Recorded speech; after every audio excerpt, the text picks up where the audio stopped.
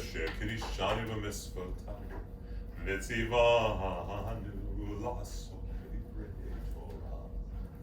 Lasot b'divrei Torah, lasot b'divrei Torah.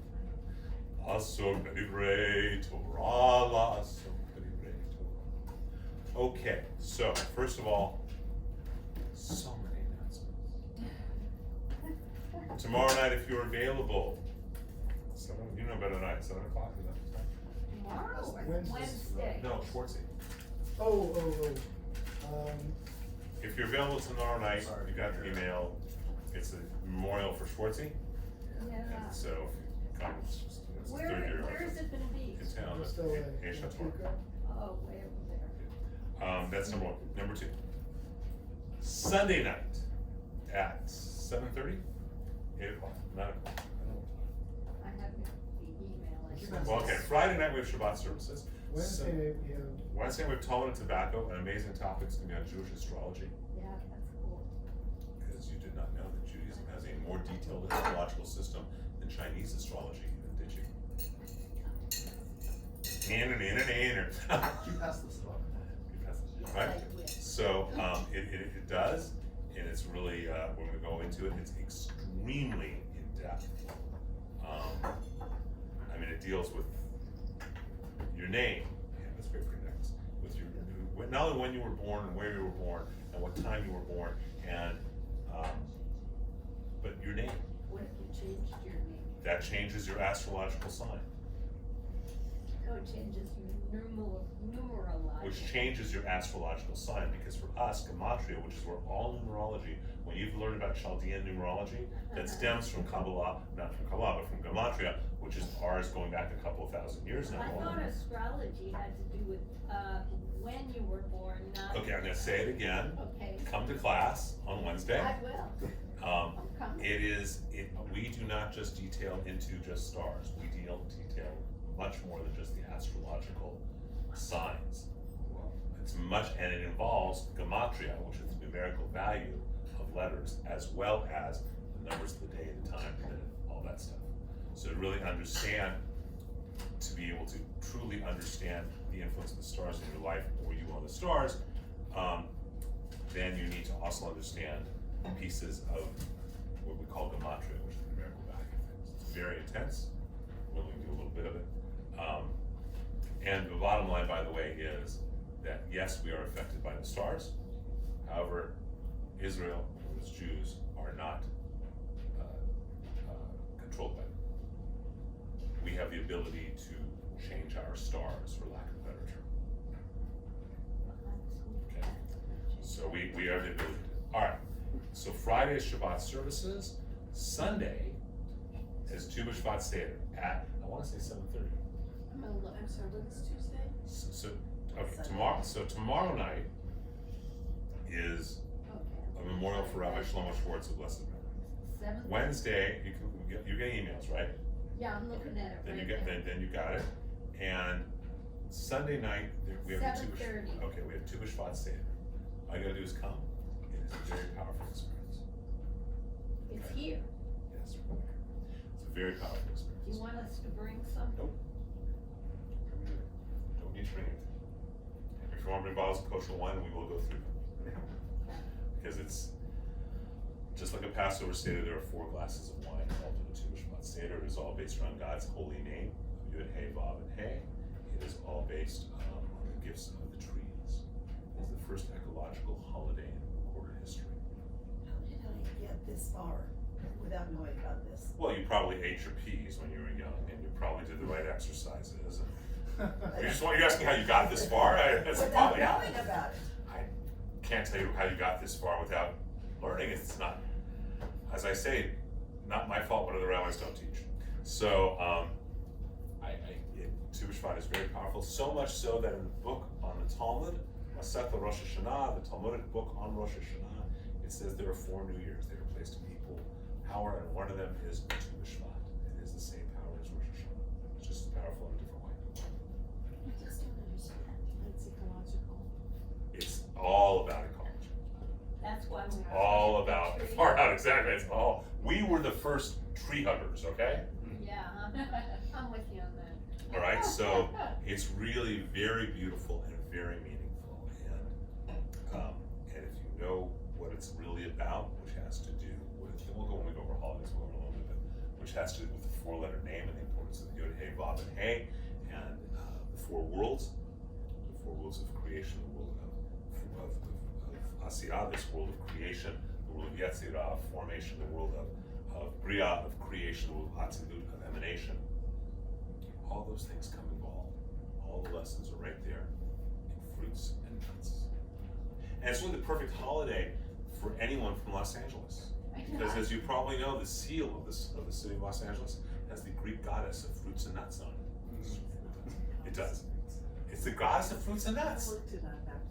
It's the goddess of fruits and nuts. The city says that she's the goddess of fruits and nuts. Is this on April 1st they announced it? 'Cause I No. After you told me last time, Did you find the seal? I found the seal. Did you find the goddess? I did. I have to look at it, but it's not the fruits and nuts. She's the goddess of fruits and nuts. Look it up. She's the goddess of fruits and nuts. So we have Tu Shvat, and Tu Shvat's really wonderful. We eat nuts and fruits and drink wine. Well, can't go wrong with So that. it's pretty. I gotta see what this is. It's really pretty wonderful. And Benny will be here for it as well, because we have music as part of it. It's all in all a nice evening. Okay. You're also going to be getting emails about a fundraiser called the Hamantash Hurl that will come up in a month.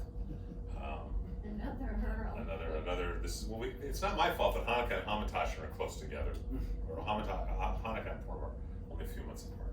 I mean, it just doesn't make sense to be doing, matzah. Matzah hurl. Matzah mash. Anyhow, so this is what we do now. So let's do some learning and studying today. In the Tanakh is based on three things, right? We have here. I'm gonna use my new little. Oh, look how nice. Do I get these wet or do I not get these wet? Essentially, I think they're like those. It's probably just like my sponge over Magic here. eraser? No, not like those. Okay. The magic eraser, right? But if you get it wet, you have to get it completely saturated before you squeeze it, otherwise it'll break it apart. But I can keep it dry. You keep it dry. I like it dry. And you All right. can wet it and clean it and let it dry again. There you go. There's the end. Okay. Ketuvim. The third section of the Bible, of our Bible, of the Tanakh, is called Ketuvim. Ketuvim means the writings. Okay? To write. This is the writings. And now, I grant you I am prejudiced, but I believe this is the best book on Ketuvim. Okay? I grant you I am prejudiced. But Oh, you wrote it. that's, like I said, I grant you I am prejudiced. However, I think it is the best book on Ketuvim to understand all those whole sections. To learn about any one book, these are amazing pieces, okay, from our school. But to learn about the whole section, this is really about it. Now, to understand this, you need to understand, I don't need to wrote the Bible anymore. To understand this, you need to understand a couple of things about the importance of Ketuvim. They are all writings. Some are poetic, some are historical. They're just all different types of writings. And the way that they are organized today, in today's world, in your Tanakh today, is the first three books are Psalms, Proverbs, and Job. These are books of poetry. They are followed by the 5 books of Song of Songs, Ruth, Lamentations, Ecclesiastes, and Esther. These are 5 Megillot, or scrolls, that are associated with each holiday. Each of these is read at a certain holiday. On Passover, we read Song of Songs. On Shavuot, we read Ruth. On Tisha B'Av, we read Lamentations. On Sukkot, we read Ecclesiastes. On Purim, we read Esther. And then you have other writings. And that's how it is put together today. That is a 9th century edition in terms of the order of when we do what we do, right? That is not the original order, however, but it is the 9th, it is the order that we have now. That's how this sort of put together. Now, here's an interesting comment that is made in the Talmud. I want to read it to you because it's a very, very interesting comment about the power of these writings. By the way, these are the most shared writings with our Christian and Catholic brethren and sisters. okay? They use these a lot, right? But there's a terrific teaching where it says, it's talking about the Targumim. A Targum was a text that really helped you understand the deep levels of the text, right? So it talks here, this is from the Talmudic tractate Megillah on page 3a. It says the Targum of the Torah was composed, and it goes on by that, and the Targum of the prophets goes on and tells you where that came from, okay? Under the guidance of quicked over, it goes through all that. Then we get to the issue of whether or not there's a Targum on Ketuvim. A Barclay, a heavenly voice, came forth and exclaimed, "Who is this that has revealed my secrets to mankind?"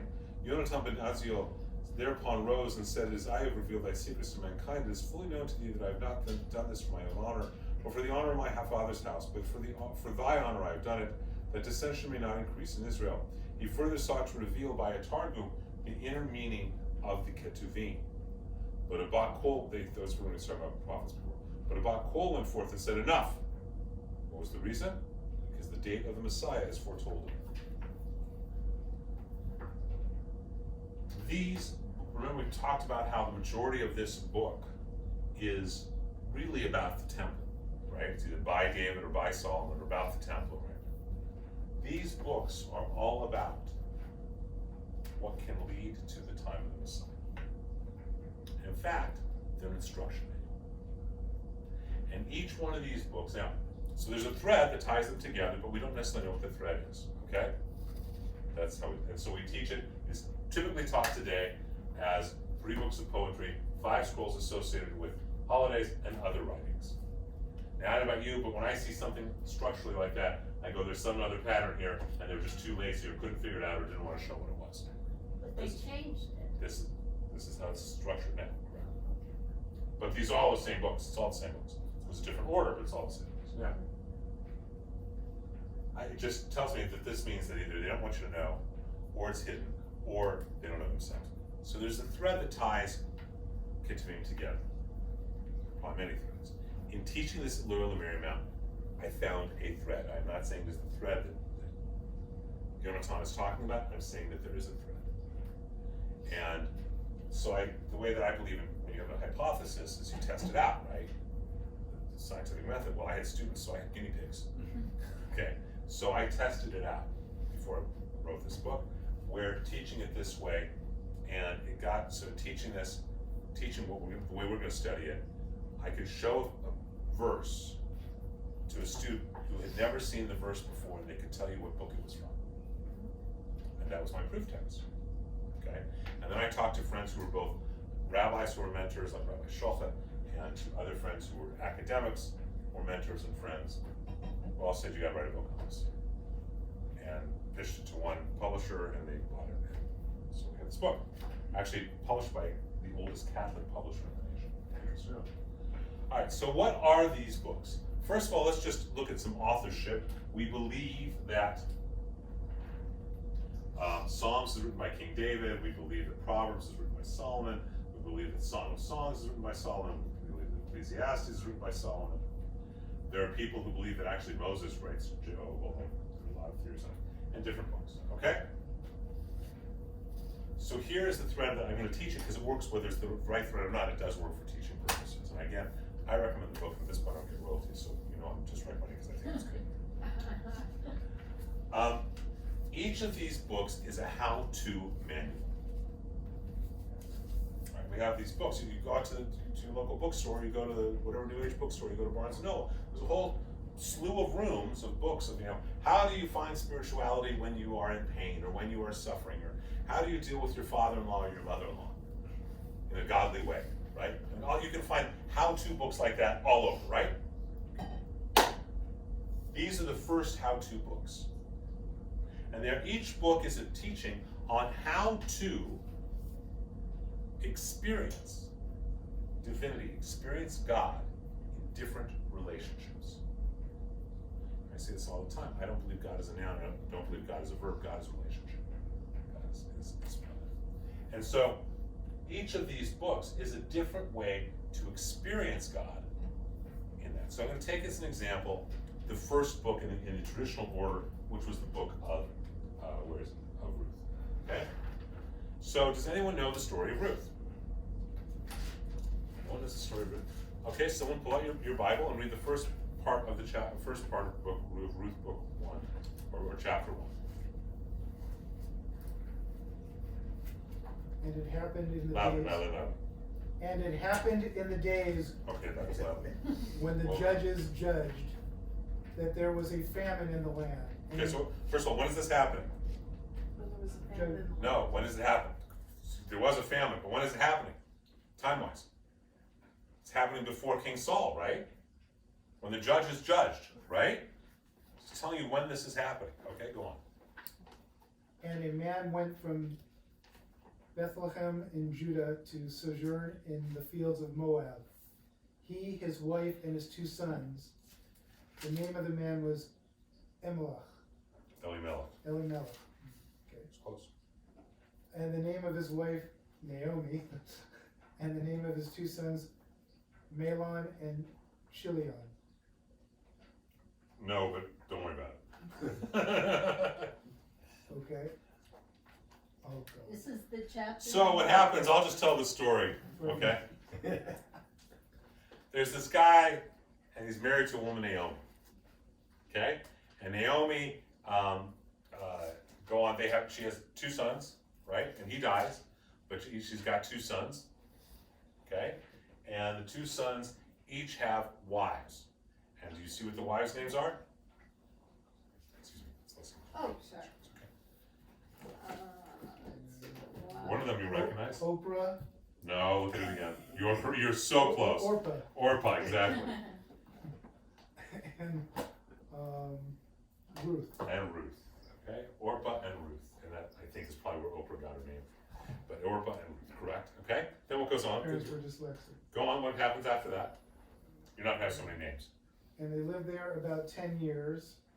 The 2 of them, Mahlon, and the one I mispronounced, The 2 sons, 2 sons, also died, and the woman was left of her 2 okay, children. so now you got Naomi, Elimelech dies, she's got 2 sons, they marry 2 girls, Ruth and Orpah, and the 2 sons also die.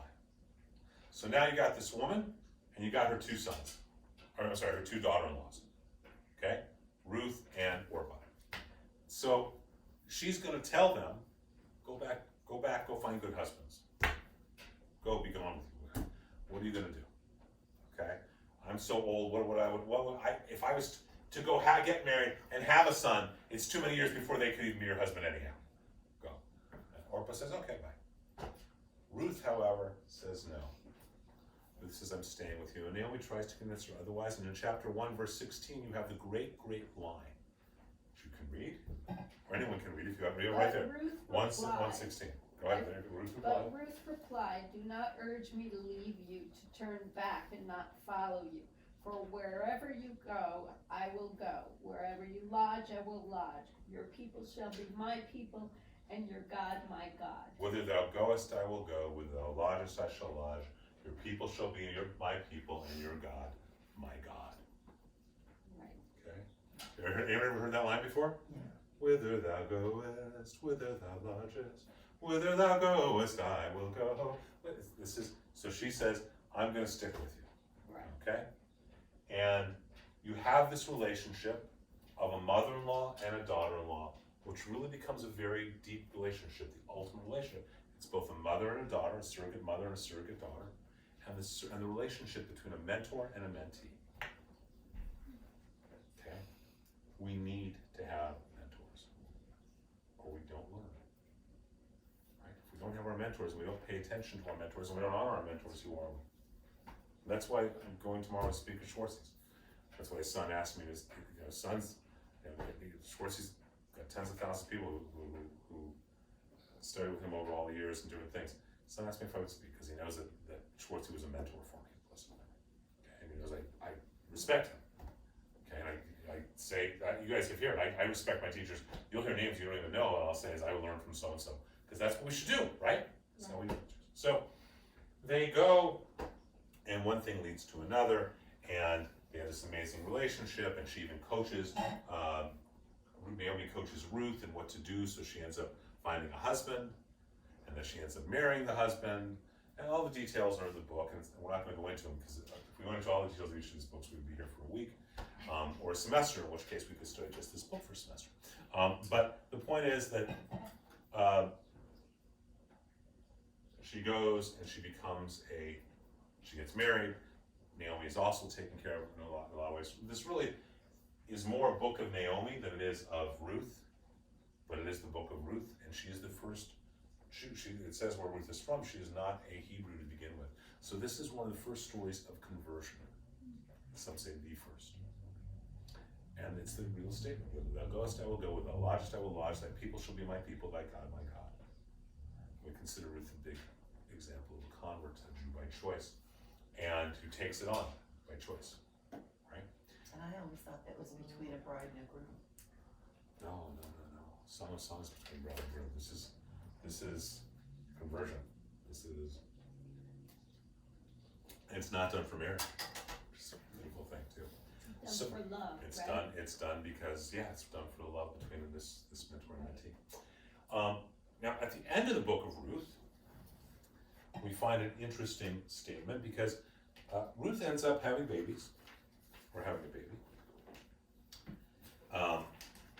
And we learn, this is the problem, these books are not in order. Let's see where they put this. This is not, again, this is not in the order of the original piece, but she goes, and if we go to the end of the book of Ruth, we find that she becomes a mommy, Right. okay? And Naomi really takes the child. Naomi took the child and held it in her bosom. She became his nurse. The neighborhood women gave him a name, saying, "A son is born to Naomi," even though it's really Naomi's grandson, right? Mm-hmm. And they named this child Obed. He was the father of Jesse, the father of David. So, David's father is Jesse, his grandfather is Obed, his great-grandmother is a convert. And from this we get the tradition that says the Messiah will be born to a Jew by choice.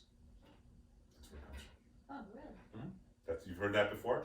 No, No. That's never heard that. Oh, that's in our belief. The Messiah Mashiach will be born to a Jew by choice. And so, it's a great. This is where it comes from. Is this piece that he is the great. David, King David, is the great grandson of the first convert, Ruth. Okay. Mm-hmm. But Naomi also raises the child. So in this book of Ruth, in Ruth we learn about mentor-mentee and parents. How do you find God in the relationship with your parents or with mentors? And how do you find God in the relationship with your children or with mentees? I think it's Yeats who has a wonderful poem about my 50th year had come and gone. He says, I was so blessed. I now was blessed and could bless. It is our responsibility to mentor others. We're not doing our job. Okay? We really do need to do that. And we need to allow mentors to mentor us. And we gain, on both sides, we gain from the relationship. Mm-hmm. Gotta have mentors, and we gotta be willing to be mentors. And one of the challenges is often in today's world, people don't bless others. They don't take the time to bless others with their knowledge, their wisdom, their experience, whatever it may be. So the book of Ruth is about experiencing life in that relationship. Okay? Let's go back up to this order because it'll just be easier for me to deal with it. Psalms written by King David is all about feelings. Every emotion is in the book of Psalms. Now there are 150 Psalms. We were taught we should read every one of them every day. Originally we should read all book of Tehillim twice a day. Then it became once a day. And the rabbi said, okay, you know what, we're not getting the Jews to do that. If you read the last 5, it counts as if you read them all. And they said in Reform movement, if you just read one, that counts as if you read them all. Talk about Cliff Notes. But this is the book of Tehillim. This is a copy of just Tehillim. And they are Psalms, the Psalms. Okay. And at the very beginning of the section of Ketuvim right after Malachi. And so the idea is that Psalms really have every feeling in them. They have feelings of pain and of joy, of playfulness and of victory. And Psalms are really kind of, where you, like a child, how do you find God? How do you experience God within your relationship with your feelings? That's why they're so powerful. The Lord is my shepherd, I shall not want. Right? He maketh me to lie down in green pastures. The idea of being of not having fear. I lift mine eyes to the mountains. From where does my help come? My help comes from God who is creating the heavens and the earth. That line always bothers me. Almost every Bible mistranslates it. It does not say who created the heavens and the earth. It says who is creating. Okay, Oseh Shemayim. So Psalms is all about, it's written mostly by King David, and it's all about feelings. It's the best way to phrase it, I think, is who's your favorite ballad singer? James Taylor, Cat Stevens, that kind of guy, or woman. Carol King. Thank you. Who's blanking on her name? Who do you guys like? Different singers like that who tell stories? Yeah. Okay, Harry Chapin, Yeah. right? That's what these are. And James Taylor, if you think about it, let's use him as an example. He writes songs from some of which are joyous and some of which are really sad. It doesn't matter who it is. The great storytellers, the great ballad singers, and I don't care if it's Bob Seger or Harry Chapin, they tell stories about feelings. Isn't that what makes those great ballads?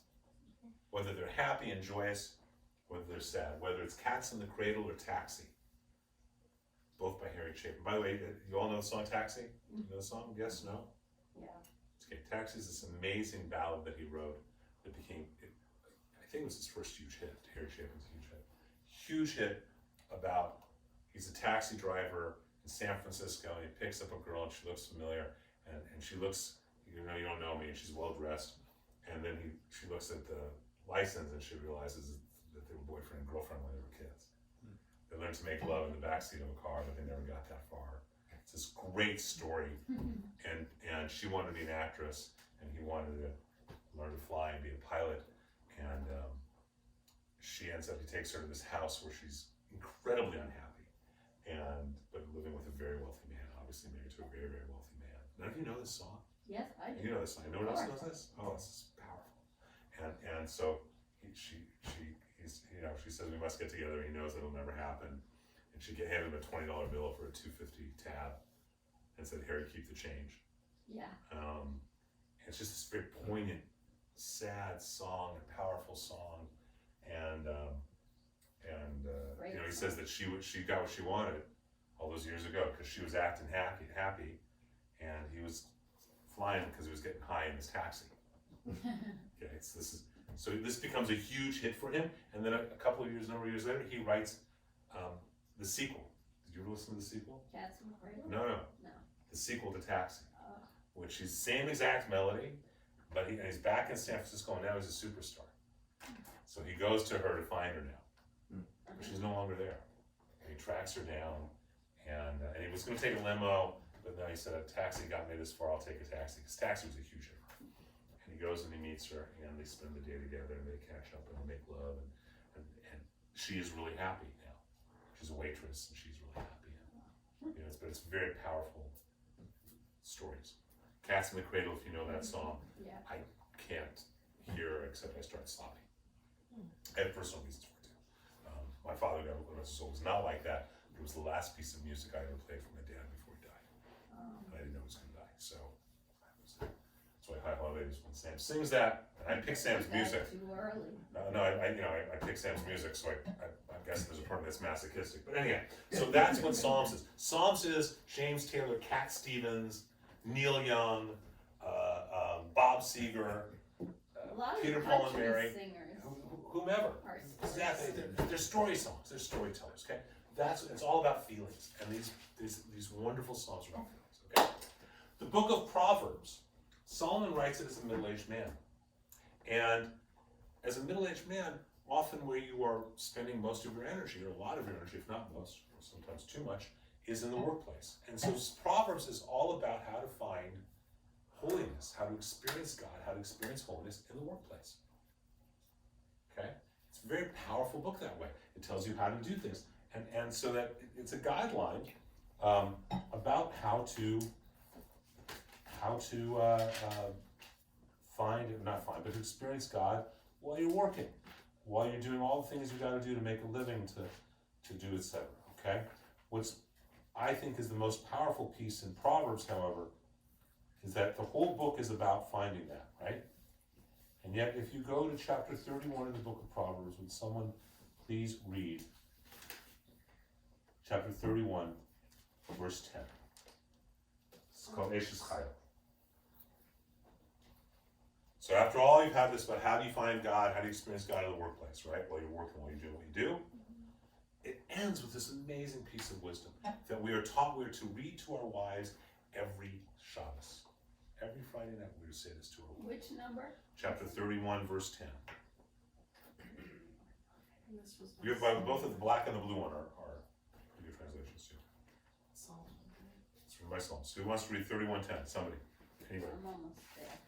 An accomplished woman who can find, far beyond pearls is her value. Her husband's heart relies on her, and he shall lack no fortune. She bestows goodness upon him, never evil. So this is a whole chapter on the woman of valor, the ideal Jewish woman, the woman of, let's say, woman of value, valor, her value is beyond rubies, beyond pearls. And it's the last piece. And the reason I believe is because it's really easy when you're off making a living or doing whatever you have to do to forget why is it that you're doing it. Right? You're being a lawyer, and you're doing real estate law, and you're making deal after deal, and now you're working from 7 a.m. until 6 p.m., and then 7 p.m., and then 8 p.m., and then 9 p.m. You get home, your kids are asleep. You have no real relationship with your wife. What? You're forgetting why you did what you were doing in the first place. And so Solomon in his wisdom reminds us at the very end to always remember, every week at least, why do we do what we do? As many as you know, anytime I can take a few hours or a night and be with my family and be away, I do it, don't I? Okay? Whether it's just taking to a golf course, whether it's a drive, whether it's an overnight, whatever. Because otherwise you forget, why are you doing this? It's easy to forget that, isn't it? I mean, David, you have kids, right? And it's easy, isn't it? You just forget why are we doing all this in the first place? We get so lost in the game. It's that line from All That Jazz. You get so lost in the game, you forgot where the game ended and reality began. The game's not what's important. And Proverbs, although it gives all these rules for the game about how to do it ethically in a way that we find divinity, it is not about the game. It is a reminder at the end that it is about finding God in every relationship, and that your relationship with your spouse helps that. It makes a big difference. Okay? Because sometimes the woman is the one who is, It can the be, wife yes. is the one who's It's written this way, yes. Then we have the book of Eov, the book of Job. This is one of the most challenging books. So the story of Job is, Job has everything when he starts off. Okay?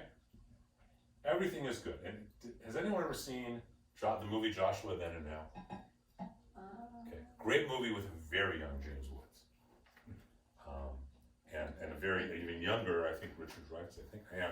So it's James Woods and Alan Arkin, maybe. Whatever it is. The older actor is his uncle. So he tells the story of Job to his nephew, son-in-law, whatever it may be. He says, so look, there's just Job, but he's got everything real good. So God and the devil, they make book on Job. Okay? The devil says he can make Job turn away from God. God says, no, he's always going to be faithful to the family. He's always part of our Cosa Nostra. So he's going to, okay, God takes on this. That is really what happens in this book. Okay, the book of Job is about Job, who has everything that's wonderful and fabulous. And Hasatan, which is the angel, it's not Satan like Christians think of Satan. Hasatan is the angel that puts obstacles in our way. Says, well, you know, yeah, life's good for him. No wonder he has faith. Let's make life difficult for him and see if he has faith. And Job, and God says, that's fine, you can do everything but take his life. And he takes away everything he has, he takes away his family, he takes away his cattle, he puts boils on him. He makes his life the the trials of Job, right? For the suffering of Job. And he makes that all happen. And Job still does not lose faith. And 3 of Job's friends come up and they talk to him. And first some friends say, you should just deny God. No, he's not going to deny God. And they all give their own reasons as to why this is happening to him. Perhaps you did something bad. But Job didn't do anything bad. He didn't do anything to deserve this. And it goes on. And ultimately, God himself speaks and says, where were you when I created the world?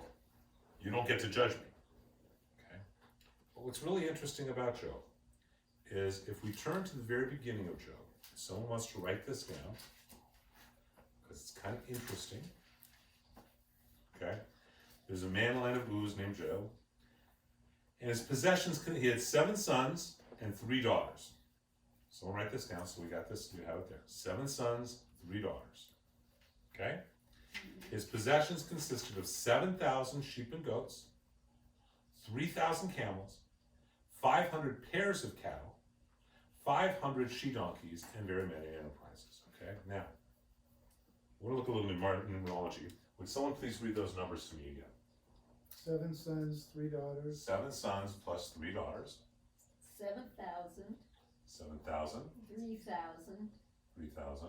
and then I guess it's 500 yokes, so that's what, 500. Yours is not 1,000. great. What translation are you using? Pairs of camels. This is the JPS. GPS, okay. 500 pairs of cattle. 500 pairs, go on, 500 pairs. 500 she-donkeys. Okay. And very many. And other stuff. So he's got here, right? If you add him up, 10,500 this is 500 pair, but that actually is 1,000, isn't it? Right. But why didn't it say 1,000? Well, it says 500 yoke of oxen. You have to know. So it that says you're 10,000, it says 11,000 total. Right? Yeah. Okay. And he's got 7 sons and 3 daughters. Okay, and a lot of miscellaneous. stuff. Okay? We go to the end when everything.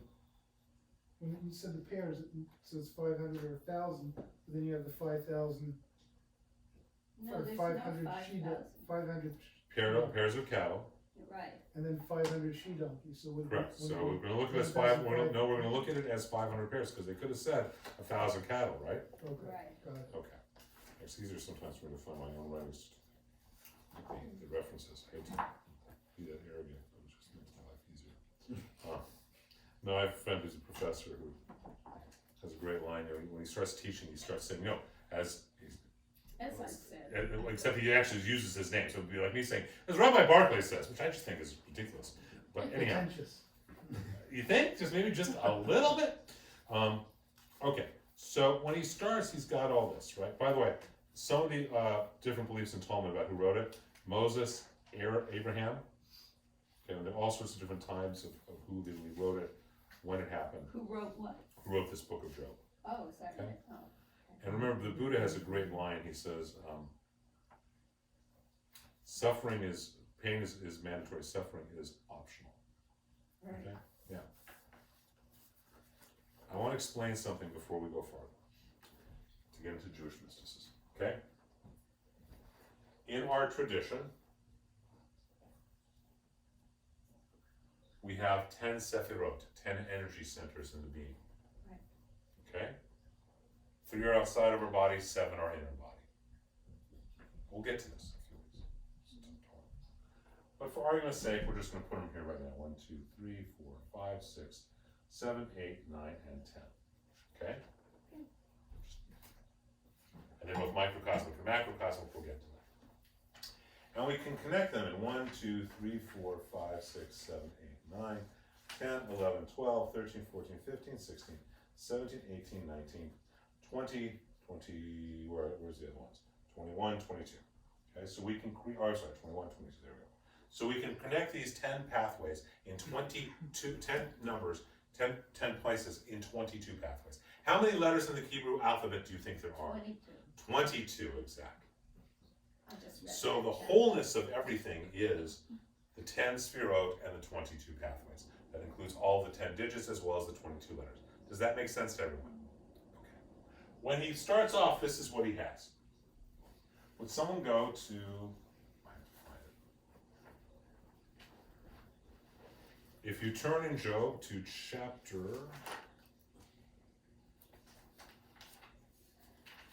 and Job has these wonderful dialogues, and what did he do to deserve this, and all this kind of thing.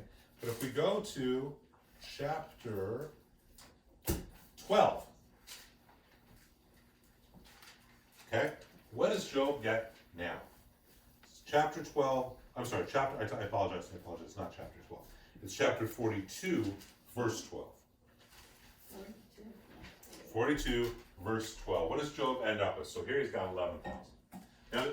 Now I'm punishing. Not a word is by mistake, right? We could have just said 1,000 cattle instead of 500, right? So 500 must have been a reason. Now, someone read to me what he gets. 14,000 sheep, What number is it? 42:12. 6,000 camels, 1,000 pairs of cattle, and 1,000 she-asses. Okay? 14, 20, 21, 22. 14,006, right? We don't count this 7 sons and 3 Wait, daughters. hold on. He gets 22,000. So his 11,000 possessions changed to 22,000 possessions. Okay. Right? So we doubled it. Before he had 7 plus 3, and now what does he have? 7 sons and 3 daughters. He's got 7 plus 3 again. Right. Now let's take a deeper look at what this might mean. Are those the same ones? Traded them in. Well, 7 plus 3 is Verse 10. 2.0. For the 10th, second Yes, row. they all get what they deserve. He ends up with more possessions, more people. His family dies. No, it's horrible. You should read it, but it's horrible. So, if 7 plus 3, remember I talked about the 10 sphere row? Right. How many are in your body? 7. How many outside of your body? 3. 3.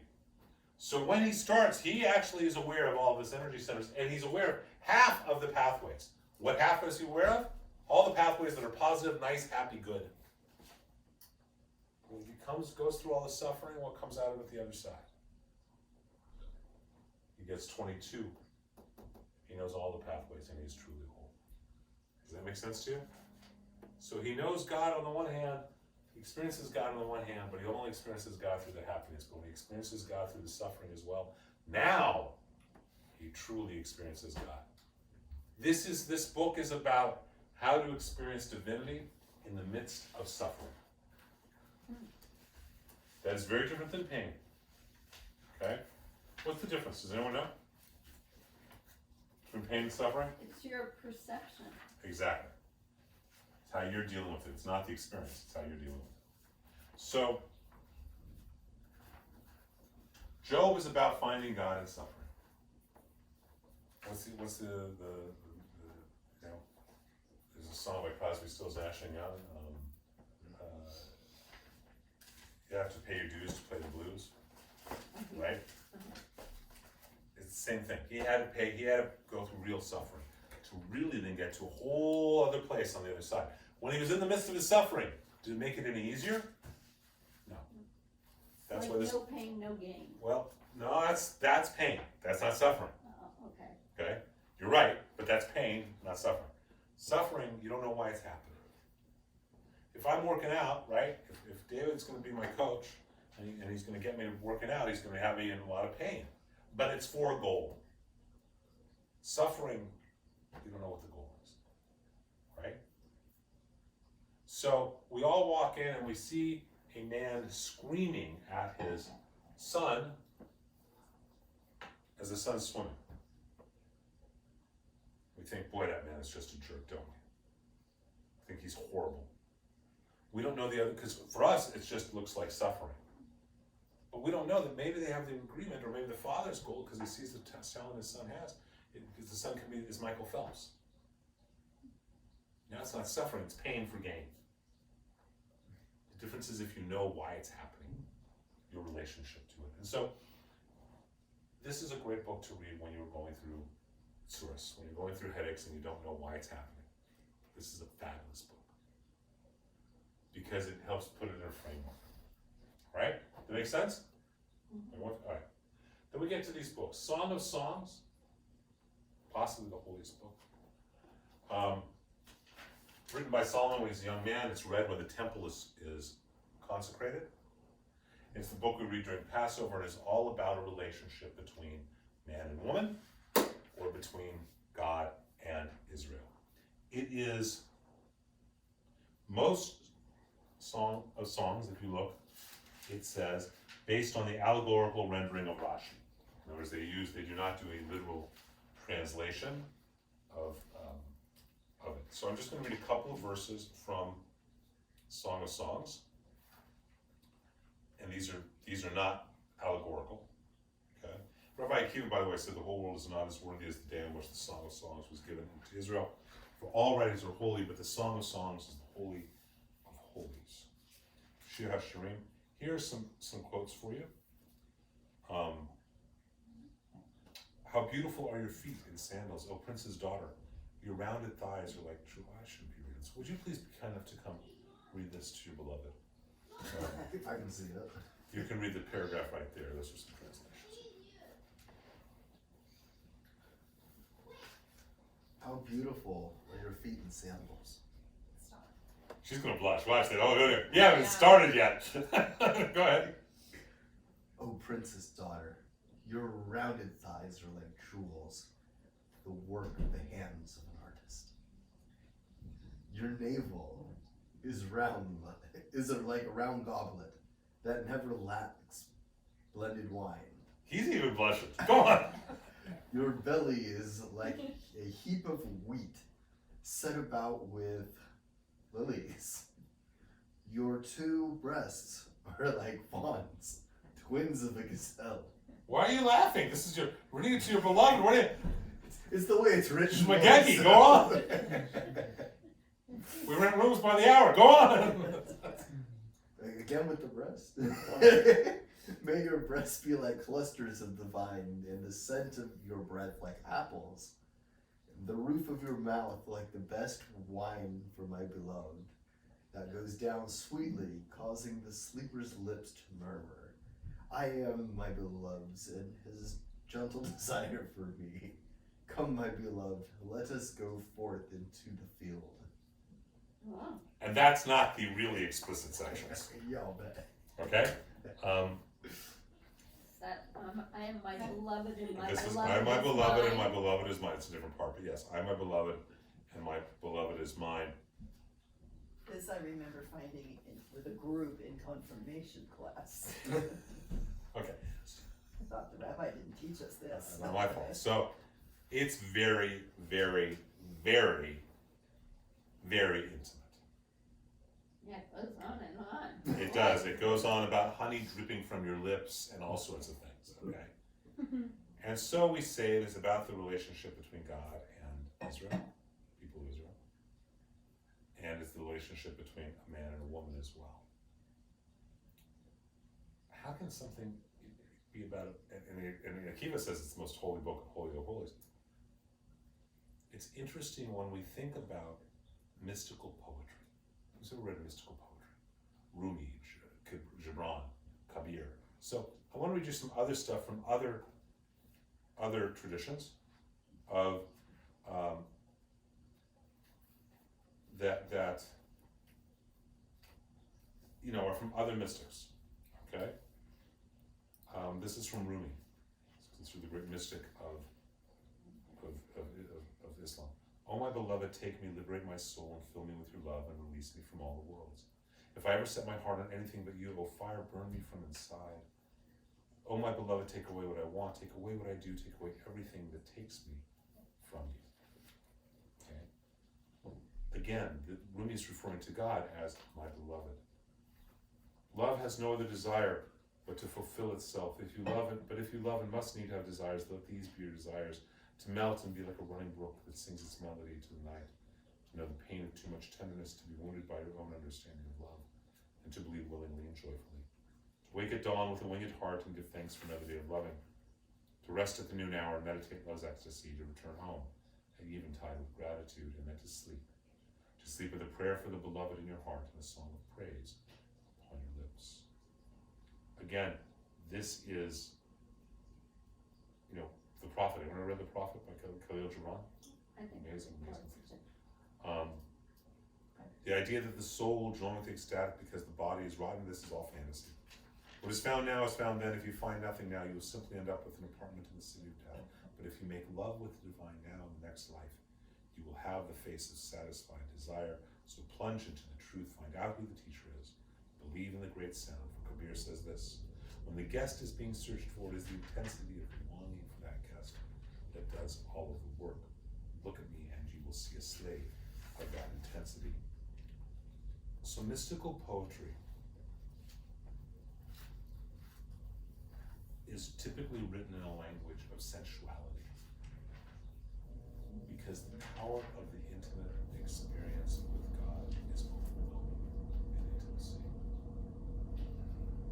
Have you ever been with a partner and really there is nothing in the universe but that relationship in that moment, right?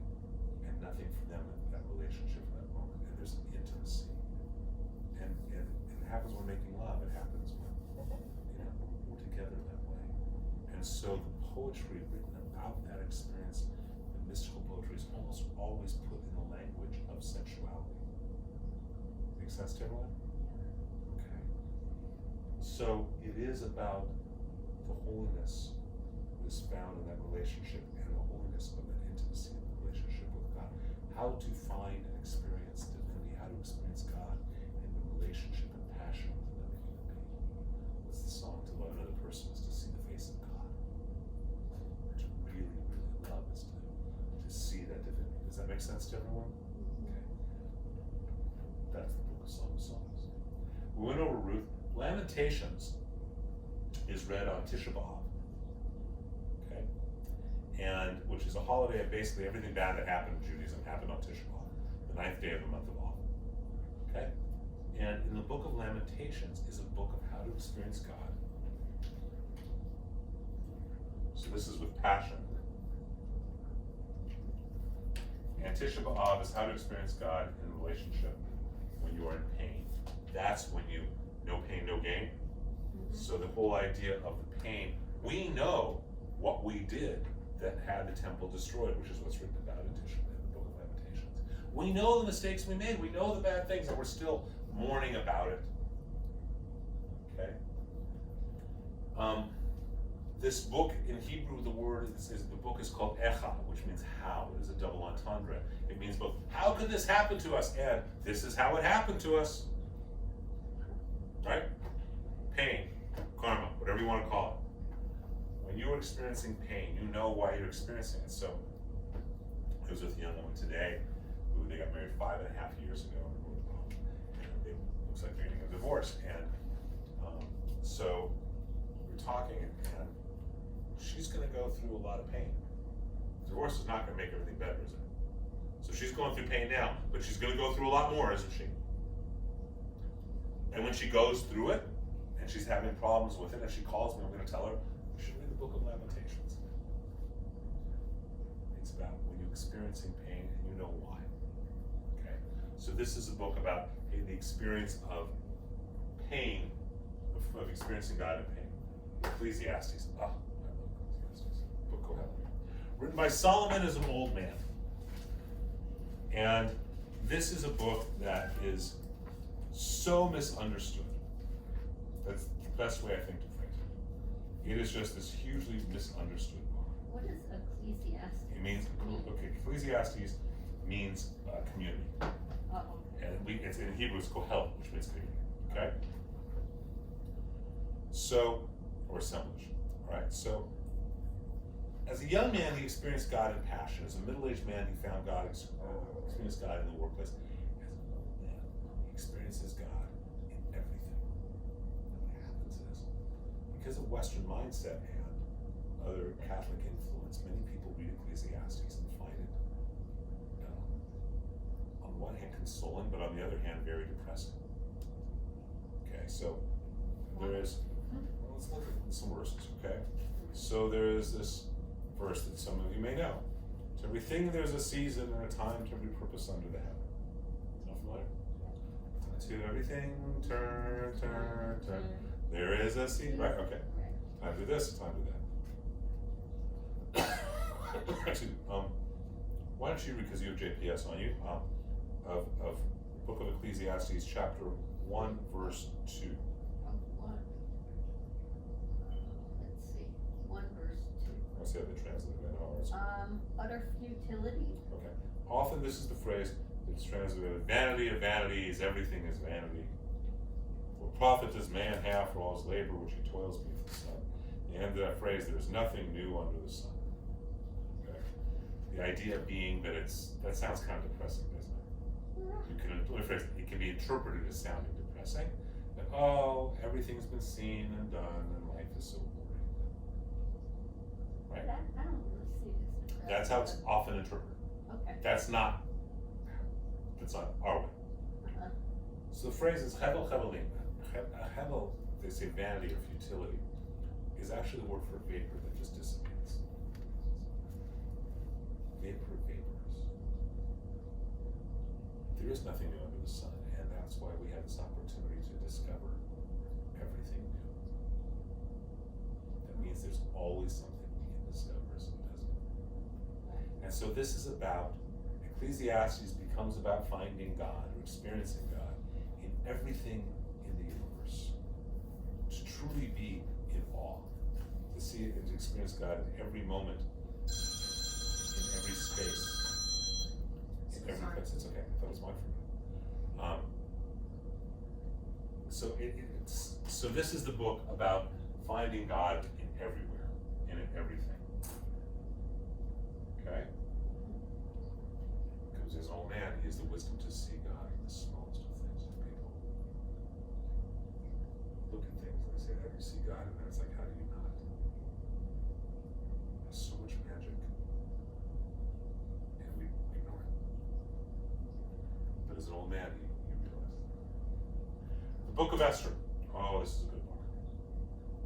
I love the Book of Esther because I hate the Book of Esther. I have a You hate it? very complicated relationship. The Book of Esther. Oh, this is great. So the Book of Esther, let's tell the story. The Book of Esther is written like a Greek tragedy or a Greek play. And here's what happens in the Book of Esther. We celebrated the holiday of Purim. So what happens is, in the time, there's this place called Shushan, and there's this king whose name is Ahasuerus, which literally means, if you translate the name, it means pain in the head. Pain in the head. A pain in the barosh. Ahasuerus. Okay? A pain in the head. And what is this book about? Ahasuerus has this beauty, he has this wife, Vashti, who's other courtesans, and his ministers say, we want Vashti to dance for us. Now understand, again, there's not a word added or misplaced in the Bible, right? I'm starting the Hebrew. So, if I say that David is wearing a gray hoodie and a yarmulke and grayish jeans and white tennis shoes and socks, that is what he is wearing, correct? Which means he's not wearing a yarmulke. Did I say yarmulke? Okay, then he's wearing all that. He's not wearing glasses. If I said David is wearing glasses, what does that mean he is wearing? And a yarmulke and a No. Didn't say anything about the yarmulke. No. Not a word is taken away or added. It says David is wearing glasses. David is wearing glasses. Okay. Okay? What I'm trying to teach you is that everything is very specific. Now you're blushing. Taking away the focus from us. That's okay. Alright, so the point is that everything is very specific. So what happens is they want Vashti to dance for the ministers. Now, anyone want to take a guess at what kind of dance it's doing? Now, I did not see it. Did anyone watch the Super Bowl last night? Yes. Yeah. I heard there was some soft porn going on. That's what I read about today. That there was some pole dancing and Yeah. Yeah. Really? Yes. Yeah, Jayla did. It was more like she came out on a pole Yeah, and walked it away wasn't from really it. oh, okay. So It was the like a presentation on Yeah. Yeah. it wasn't. Dance. I heard there was crotch grabbing and pole dancing. there was a lot of, Yeah. Shakira is known for a lot of Middle Eastern shimmying and belly dance type I moves. did like the. And that's why Doomba is one of the instruments that I play. So, okay. So what kind of dancing is Vashti supposed to go do? Like a belly dance, a sensual dance, a strip tease. She should be doing the dance that they want her. Now he's drunk. So it's like this person says, "Come, show us your wife." Oh, all right, sure, right? And she says, "No." And he says, if you're not going to say no, if you say no, you're not going to be queen. She goes, great, bye. She's gone. So now he decides he's going to have a, quote, beauty contest. Right? And he's got a minister, and his minister's name is Haman, and Haman's just an arrogant jerk who hates everybody. And Haman especially hates the Jews, because there's this one Jew named Mordecai. And Mordecai doesn't believe in bowing down. So when Haman goes driving around one day, on the horse, right? Mordecai doesn't bow down. So Haman gets that much, really doesn't like it. Now they're gonna have a beauty contest, and so Haman says to his, and we're not really sure about what this is, his niece, his goddaughter, his stepdaughter, his ward, he says to the young woman he is in charge of, you should enter the beauty contest and go become queen. And she does, and she does. Okay, the rabbis, there's some great apologetics that she's so old, but she entranced Ahasuerus with her wisdom. She's so young, she brought out the loving father in him. Bottom line is, doesn't say any of that. What it says is, she wins the contest. She goes and becomes queen. Okay? And Ahasuerus is drunk, and Haman is a really bad guy, and Mordecai refuses to bow down to him. And Haman convinces Ahasuerus that they're going to draw lots to decide what day they should kill all of the Jews. Okay, because they don't eat like we eat, they don't sleep like they don't celebrate the holidays we celebrate, and so they draw lots. The word for lot in Hebrew is a pur. Lots, like lottery tickets, is purim. And so they draw a lot, and they pick the date they're going to kill all the Jews. Okay? And Mordecai goes up, and there's other things that go on in the story that are really wonderful. And they're just one after the other. Anything Haman thinks he's going to get, he just gets trampled on. Ahasuerus has a dream, and in it he's reminded of how Mordecai saved his life one day, and he didn't do anything because Mordecai revealed some people were murderers. So he goes to Haman and he says, what should we do for someone who so honored the king that he has saved his life? And Haman thinks he's talking about him, and he says, oh, we should lead him around by a horse, and we should take him, and everyone should say, behold the great minister, behold the great minister. And Ahasuerus says, great, would you go please get Mordecai, and will you please go lead him by a horse, saying this is the great Mordecai. So you can tell that you get the idea of the legend.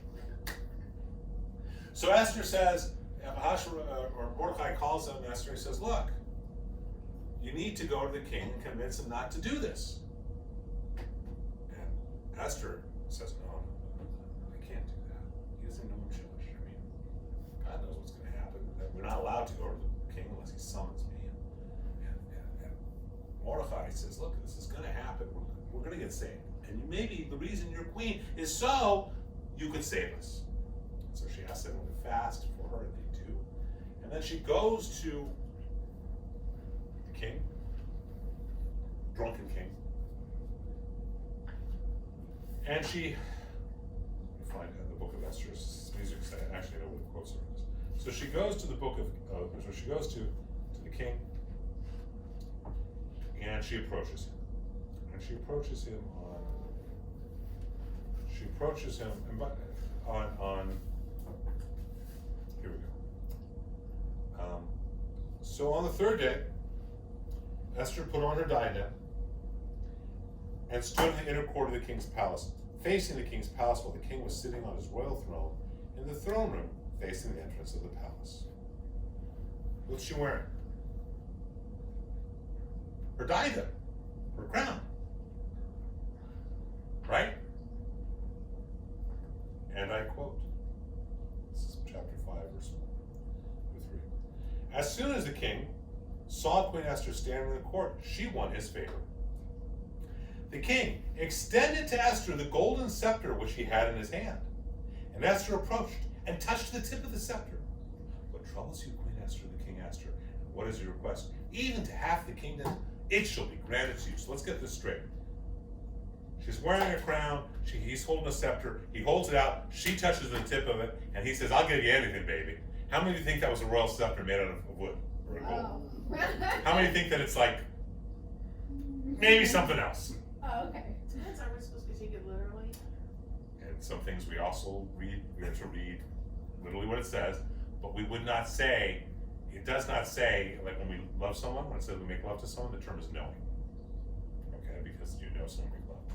You wouldn't call, if he was holding his organ, it wouldn't say he was holding his organ, pleasuring himself.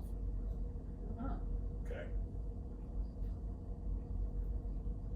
Touches the tip of the scepter and he gives her half and says, I'll do anything, I'll give you half the kingdom. I need make no comment, you can interpret it on your own. But it's okay, look, she is his wife. Is she entitled to do that? Yeah. Absolutely, God bless her.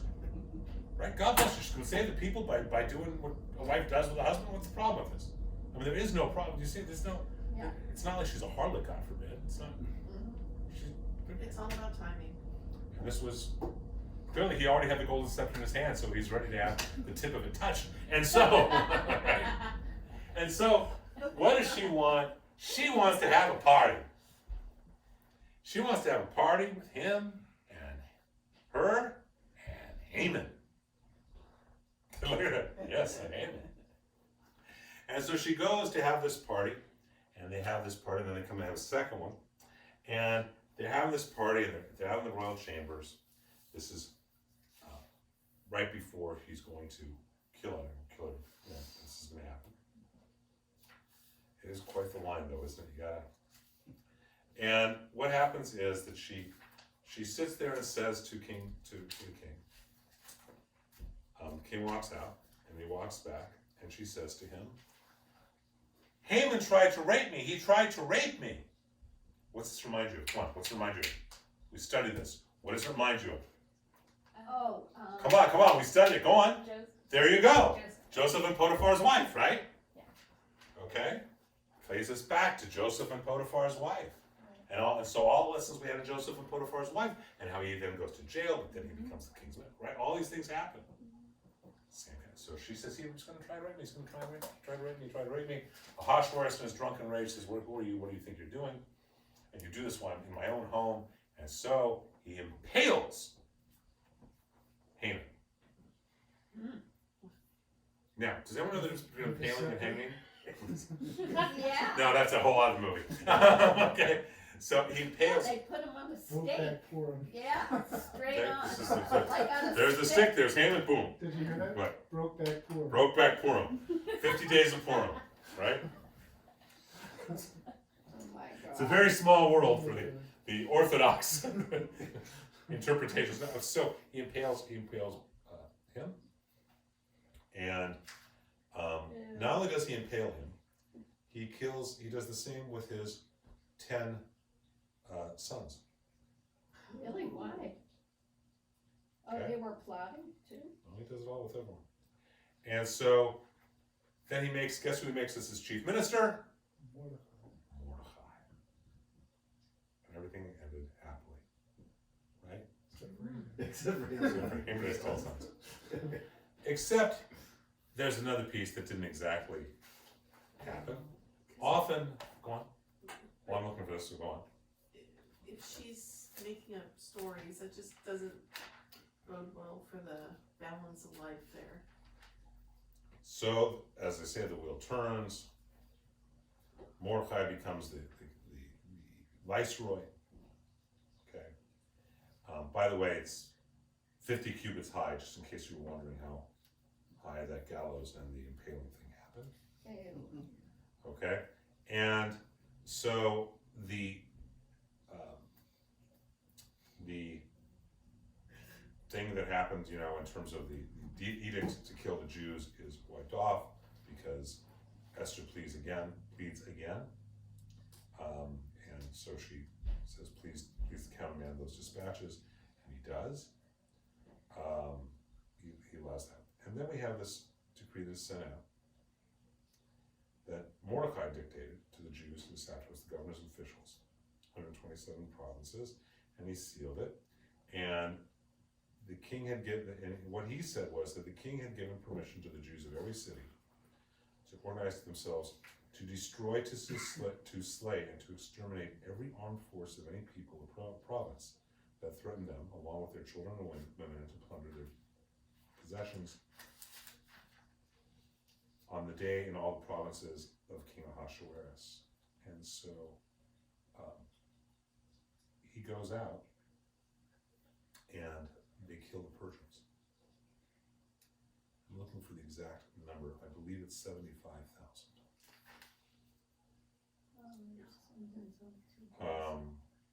But I believe it's 75,000 that he kills. Probably actually say on this. So he goes and they exterminate them to hurt them. Yeah, 75,000, chapter 9, verse 16. The rest of the Jews that were in the king's provinces assembled, came to leave from their foes, slaying 75,000 of their enemies, but they did not lay their hand on this post. So they killed 75,000 Persians, supposedly in a preemptive attack, so they would be safe. This is the only book in the Bible in which God's name is never mentioned. Okay? It is said in Midrash Mishlei that in the world to come, Messiah's here in the world of peace, the one holiday that will still be observed is the holiday of Purim. It's a pretty darn important holiday, doesn't it? Moreover, we get a glimpse, a hint about the importance of the holiday of Purim. If I was to ask you what is the most important holiday in Judaism, what would you say? Passover. Passover? What else? Yom Kippur. Yom Kippur. Most people say Yom Kippur, right? Mhm. The real name of Yom Kippur, the full name, is Yom HaKippurim. If you split that apart and do not read it as Yom HaKippurim, but rather Yom HaKippurim, Yom, day, Ha, the day, Ka, that is like, Purim. Okay? And in the world to come, Yom Kippur is not going to be observed. Pesach's not going to be observed. Purim will be. And God's not mentioning it. What's going on here? Haman is descended from Amalek. Does anyone remember who Amalek was? Yeah, he was the bad guy. That we always be at war with, Yeah. who attacks the weak part, right? Mhm. Both internally and externally. Remember that? Okay. Let's just. So he is like an addiction. He's like, in terms of an addiction, attacks the weakest part of you, doesn't it? Everyone in the book of Esther is an addict, is obsessive in whatever they are, compulsive in whatever they are. Haman's obsessed with booze, right? He's addicted to booze. Esther to her sexuality and her beauty. Haman to power. Mordecai, as we see here, when he's in power, he's just as bad, right? Power corrupts absolute, power corrupts absolutely. Mhm. All the main players are all addicts in one way or another, aren't they? And the king, what's he? He's drunk. He's He's a drunk, right? Hashperush, right there, he's a drunk. Who's not? There's one player that I mentioned to you that is not an addict to the anything. queen. Vashti. Yeah. She says, nope. And from this we learn a lot of things. And the Book of Esther is actually the book. I've had discussions with addiction professionals. This is the book to heal addiction. Now, if you are in the middle, if you know someone who's an addict in whatever form, if you tell an alcoholic you can just have one drink, it's non-negotiable. Just like with Amalek, we wipe it out, right? And what's Vashti do? Oh, what's the big deal? Oh, she's gonna, is it right? Chashloer says to Vashti, hey Vashti, what's the big deal? Yeah. You're gonna dance, you know it's you and me, but you're just gonna dance for them. Let them enjoy themselves, who cares, you're coming home to me. What's the big deal? She could have said, yeah, no big deal, I'll do it this once, right? What did she say? Oh, yeah. No. And she really is a heroine in many ways, and many people interpret her that way. Okay, that she is the heroine in all this story. Because what do you do with addiction? You say no. Now, that's the first piece. The second piece is, what does this book do, and why is it so important? You know, when we observe Purim that evening, we are to drink. Now, there are those who say every time we hear the name Haman, we should stamp our foot. And on the bottom of our shoe, we should have Haman. And so when the night's over, we should stamp Haman's name out. Okay? And what should we do? Drink to his destruction. There are those who say, every time we hear the beauty of Esther, we should drink to her beauty. Ah. There are those who say, every time we hear the glory of Mordecai, we should drink to glory of Mordecai. And most temples, most communities are very observant, believe that rather than making a decision, just do all three. Okay? You are supposed to get so drunk. You cannot tell between night and day, or between the blessings of Mordecai and the curses of Haman, which the numerical value of both phrases are the exact same, by the way. In Hebrew, blessings of Mordecai, curses of Haman have the same meaning. You're supposed to get so drunk you can't tell the difference between them. Because in excess, there is no difference, is there? Right? Everyone following that? Yes, it become like Ashuri. Achashverosh. So, but you don't want to be like Haman, you don't want to be like Mordecai. You don't want to get drunk on power or on anything else. You don't want to be excessive. The only thing you should be excessive in is moderation. Okay? So you're supposed to, this one night, get drunk. It's such a Jungian holiday. One night a year, you embrace your shadow. You get dressed up. Often you dress contrasexually, which means men dress as women and women dress as men. Okay? Often you will have sexy outfit contests, or dance contests. Great singles night, great singles party night. Okay, they often say, no, that's a lot of temples, big fundraisers on board for the singles. In the West Side, big parties. The West Side temples, a lot of people in their 20s, and it's big parties. Because you're XYZ temple in Beverly Hills, you see a big party, winner of best sexiest costume gets 2 nights in a hotel, or trips or prizes. And everyone knows they're coming to meet a Jewish guy and a Jewish girl, and then everyone's going to be scantily clad. We don't need Halloween, right? This is how we observe porn. You're supposed to get so drunk you can't tell, because everyone can fall into the excess. Even in the world to come, we could be excessive, can't we? And so even in the world to come, we need to observe porn. And so it is a wonderful teaching about you don't negotiate when God's not present, right? When everyone's so turned off and turned their back, you don't try and make things, I'll just have one drink or just dance this one time. You walk away from those circumstances. That's an important teaching, some powerful teaching about how to deal with addiction. And here's the other piece. If you look at chapter 9, verse 6, you see these names, the son of Haman, 10 sons of Haman. 500 men.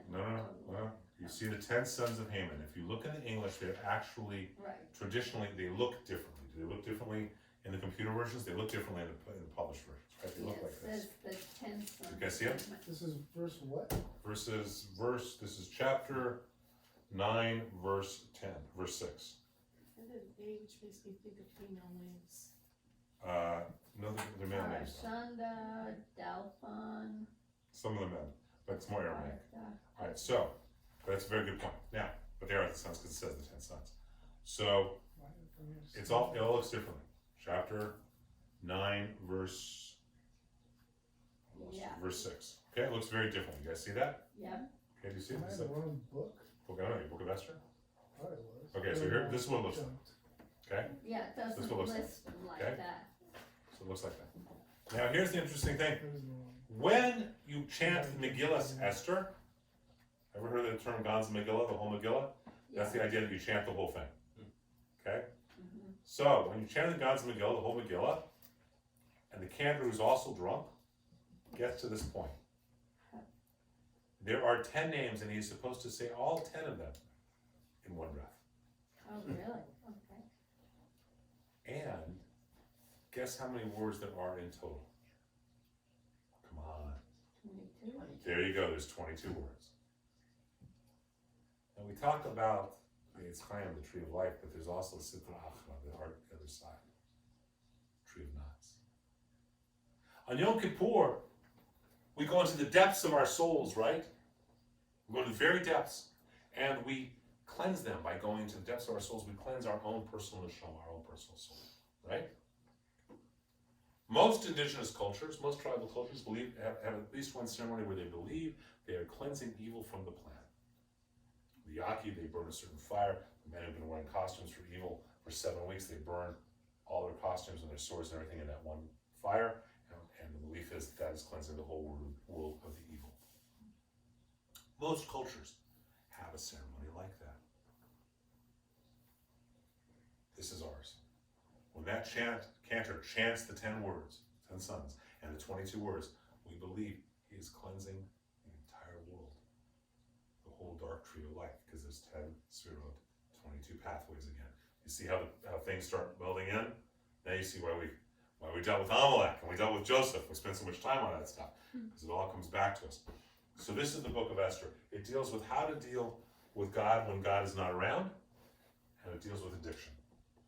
So when there's no heavenly presence, no divinity, and it deals with addiction. So how to deal with God when God is not around. No, how to find God, how to experience God when God is seemingly not there. God is everywhere, Right. okay? We know that. But when seemingly God is not, what Vashti did. Don't fall into this, Right. into the craziness. Okay, Mordecai does it for a while, he's okay, but when he gets in power, and let's be honest, on a certain level, I have a problem with Mordecai because he's amazing, and on the other level, he pimped his niece. Yeah. Now, he did it for a good cause, and she was looking out for benefits, so I don't know if he's pimping or matchmaking, but either way, no issues. Anyway, okay, so this is the book of, I'll just see where we are time-wise. Okay, so, just gonna let's see here, easier. There we go. So I want to finish this tonight. I want to get through all these. Daniel. This is arguably the most complicated and difficult book in the Bible. Daniel is taken and he becomes a captive in Babylon. Daniel has constant visions. It is written in multiple different forms grammatically. I believe even some of it's written in Aramaic. And a lot of prophecies come from the book of Daniel. When you hear about a biblical quote prophecy, a lot of them come from Daniel. Daniel is the book of how to find God. We could spend a year just on Daniel. So I'm not. It's interesting because of time I'm not, and Daniel's about time and timelessness. So they're visions or dreams? No, the prophecies. Oh. And he has a lot of these prophecies, and they're very specific, and people refer to them today. But Daniel is about the illusion of time and timelessness. Time is an illusion. Do we all understand that? Absolutely. Okay? It is a construct we have created. Daniel's about that. Now you don't like to tell the book. Excuse me. Bless you. Okay? All right. Ezra and Nehemiah and Nehemiah used to be together. And Ezra and Nehemiah are the ones who convince the king in Babylon to let the people come back and rebuild the temple. Okay? And they come back, and these books are about rebuilding the temple. Ezra is called the second lawgiver because there are those who believe he was the one who edited the Torah and the Bible, or edited the Torah specifically, excuse me. But he is the one who says, you can do this, you can't do this. Nehemiah does the same when they're building the temple. You can do this and not this. The things that are forbidden to do on Shabbat come from Ezra and Nehemiah because the things, they come from things that you weren't allowed to do when rebuilding the temple. So you couldn't light a fire when rebuilding the temple on Shabbat. Okay, therefore, today, you can't turn on electrical power. I didn't say it made sense, I just said it was. Okay, so a lot of those laws come from that. But these are about rebuilding the temple. Okay? And then the whole Bible and the section of Ketuvim ends with Devarim, Chronicles, which is a history from the beginning of Torah all the way through the entire Tanakh. Okay? It's a recapitulation. It's a recapitulation. Very good. Excellent. That's a great way of phrasing it. It's a recap. Okay? Which means, let's take it to a different place. Remember it says in that we read in Megillah that the secrets of the time of coming of the Messiah are found in the Book of Ketuvim. So here is a point to think about. When we all can experience God in every relationship of our feelings, in the workplace, I've got to write workplace there. When we're suffering, when we're in pain, when we're in passion, with our parents, our mentors, everywhere and everything, even when God is seemingly absent in those dark, dark places like addictions, God forbid. In time and timelessness, which is such a bizarre concept, all of those things, we become like Ezra and Nehemiah. We become the ability that then the Messiah is here, isn't he? It is a messianic time when we can all experience God in every relationship. Make sense, everyone? That's why I call the book Sacred Relationships. So because Chronicles is the recap, it kind of comes full circle. And it's all about building the temple, rebuilding the temple, correct. And so it is, when you look at it this way, you see how this whole book is about Messiah and building the temple, isn't it? And the whole text, the whole stuff. So all of this is in there. So Ketuvim is really phenomenal reading and phenomenal writings when you choose to look at them as how-to guides, how to experience God within certain relationships, as opposed to just sort of getting lost, which is easy to do in some of them. But when you're dreaming, or when you're sort of the whole image of time, and I don't have enough time, I have too much time. Daniel's fabulous. It's a very difficult book to read. It's just very difficult language. So all of these different, if Book of Jonah and Prophets was the easiest Hebrew to learn, the easiest book in the Bible to read, Daniel's probably the hardest. All these different ways. How are you dealing with your mother-in-law, your mother, your father-in-law, your father, your mentors? Read Ruth. How do you deal with your pain? You know why it's happening, but you're in pain. How do you deal with it? Read Echa, read Lamentations. But not just read it, let it go through you. And that's why all these books are so, so, so powerful. And that is the ends of our piece on the Tanakh. Any questions about Ketuvim? You said that the thread that you found, you could read something from anywhere and determine which book. Correct. I still don't get it. All right, did you tell us No, that? because we're not going into detail in any of these in real detail. You read this whole book and I'll bet we can read any phrase, okay? So here's an example without looking where something. Okay, so let's find one.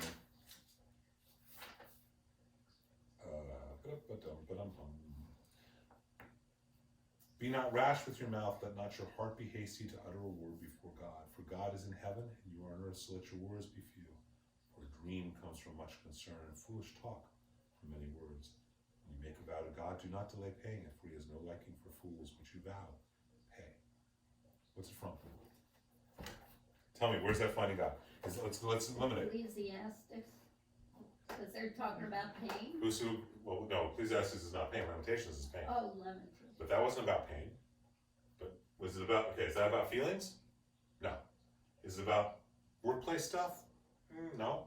It's kind of, not really. Is it about suffering? No. It's just telling you that God's everywhere, right? Song of Songs, it's about Ecclesiastes, in fact, that God is everywhere. Does that make sense to you when I say it that way? It's about, making vows with God, and God's in heaven and earth and everywhere else. Okay? Or how about, let's look here, find one without anyone looking and trying to cheat.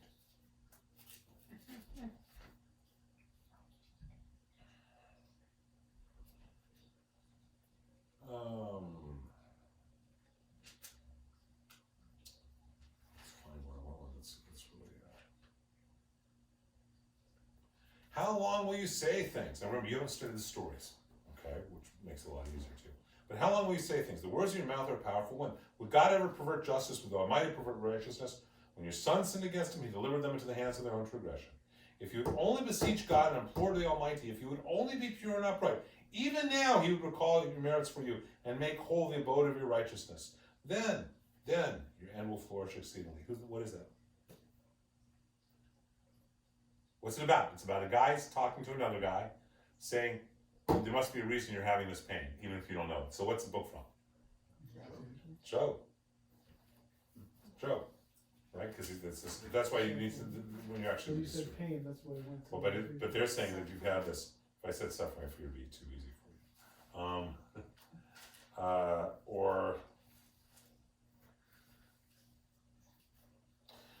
man who has seen affliction by the rod of his anger, he has led me and driven me into darkness, not light. Only against me did he turn his hand all day long. He has worn away my flesh and skin. He has broken my bones. He has besieged me, encircled me with bitterness and travail. He has placed me in darkness. He has wailed at me so I cannot escape. He ground my teeth on gravel, made me cowered in ashes. My soul has despaired of having peace. I have forgotten their goodness. When I said, lost is my strength and my expectation from Hashem. Remember my afflictions, my sorrow, the wormwood and bitterness. Make me despondent. It makes me despondent. I want to find to the end of this. You've heard these insults, Hashem, all the designs against me, the speech of my enemies. Pay them back their due. Give them a broken heart. May your curse be upon them. Pursue them in anger. Destroy them from under the heavens. It's pain, isn't it? Yeah. Lamentations. Okay? So you actually study the books. But if you read that and study, so you know the stories well, you can pick any book and you'll know what it's from.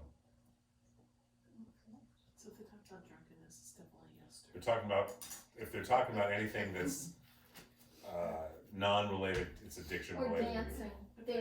Well, dancing could be, dancing and sex could also be Song of Songs.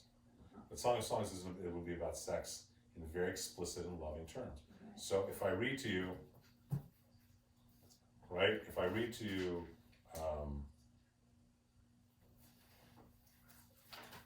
actually, let me read this to you. If I read to you,